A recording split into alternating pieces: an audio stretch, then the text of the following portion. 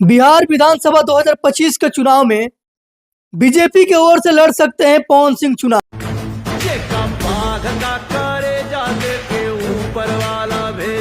Social media पर पिछले 4-5 दिनों से बहुत ही तेजी से एक फोटो वायरल हो रहा है, जिस फोटो में हम बता दें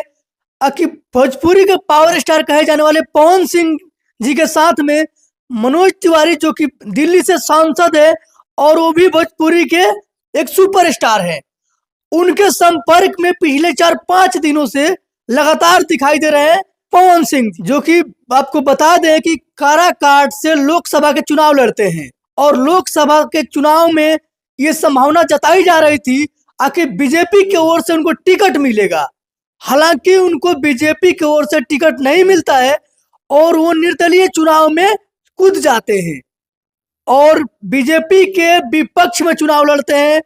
निर्दलीय चुनाव लड़ते हैं और चुनाव के दौरान उनको बीजेपी पार्टी से निकाल दिया जाता है और बीजेपी से निकालने के साथ साथ एक लेटर जारी किया जाता है बीजेपी के वरिष्ठ नेताओं के द्वारा और उसमें साफ साफ ये दिखाया जाता है कि पवन सिंह अब हमारे पार्टी से निकल चुके हैं। हालांकि पवन सिंह काराकाट से चुनाव लड़ते हैं, लेकिन ये प्रभाव जो है ये काराकाट में नहीं, पवन सिंह पे नहीं, बल्कि पूरे के पूरे शाहाबाद पे पड़ता है। हम ऐसा इसलिए बोल रहे हैं क्योंकि पूरे के पूरे शाहाबाद में बीजेपी चुनाव पूरी तरह से हार जाती है और इसका कारण बताया जाता है कि पवन सिंह को पार्टी से निकाला गया है, लेटर जारी किया गया है और पवन सिंह के लिए अभद्र भाषा का प्रयोग किया गया है। तो इसका इफेक्ट पूरे के पूरे शाहाबाद में पड़ता है। उसके बाद फिर से देखा जा रहा है कि बिहार विधानसभा 2025 का चुनाव आने वाला है और अभी पवन सिंह से और जो भोजपुरी के सुपरस्टार कहे जाते हैं मनोज तिवारी जी, हालांकि सांसद भी हैं, बीजेपी के वरिष्ठ नेता भी हैं और उनसे नजदीकियां बढ़ती दिखाई दे रही है और ऐसा देखा गया है मनोज तिवारी जी के साथ में जो भी उनके संपर्क में आते हैं वो बीजेपी में देखे जाते हैं।